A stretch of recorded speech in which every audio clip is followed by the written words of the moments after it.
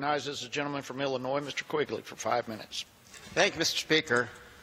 Mr. Speaker, last week, the President visited Asia for the first time as Commander-in-Chief and took the opportunity while on foreign soil to reiterate his America First doctrine. Arise today because an American First doctrine and the mentality will not lead to success for the United States or the world. This way of thinking is an outdated, obsolete, and dangerous form of isolationism. It will not keep us safe. It will not make us stronger economically. Ironically, this phrase paints a picture that is blatantly un-American. America First sends a signal to the global community that the United States no longer wants to carry the torch of freedom and democracy, which shines brighter through inclusion and collaboration.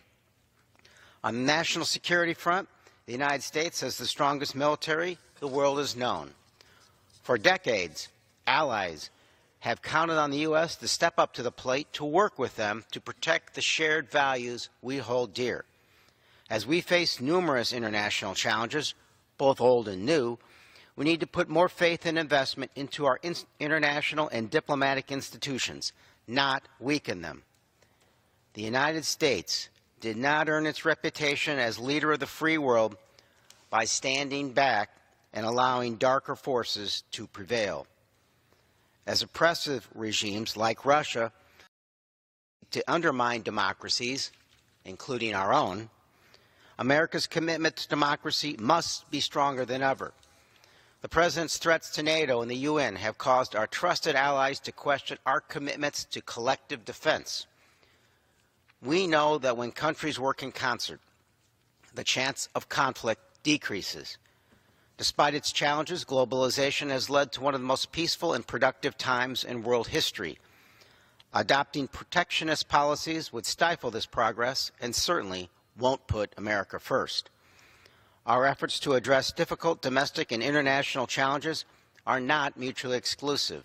In fact, they can and should happen simultaneously. We defeated communism in part by showing the world that a commitment to democracy and expanding economic opportunity makes people's lives better and nations more secure.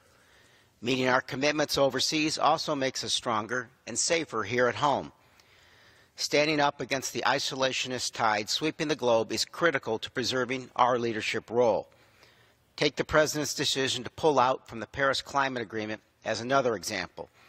By abandoning our partnership with every other country in the world, the President has put our credibility and our Earth at risk. We are now the only nation not participating in this historic climate pact.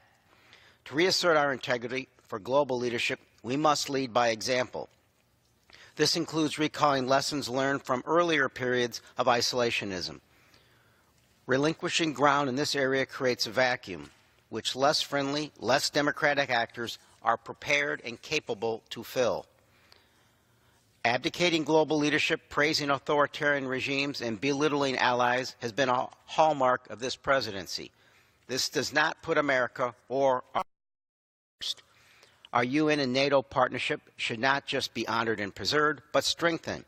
If we are serious about taking on terrorism, cybersecurity threats, and other dangers that jeopardize the peace of our planet, instead of distinguishing between winners and losers and sowing division where it need not exist, we must acknowledge our shared goals and values with our allies around the world, because our commitment to democracy and diplomacy is what has always made our nation great.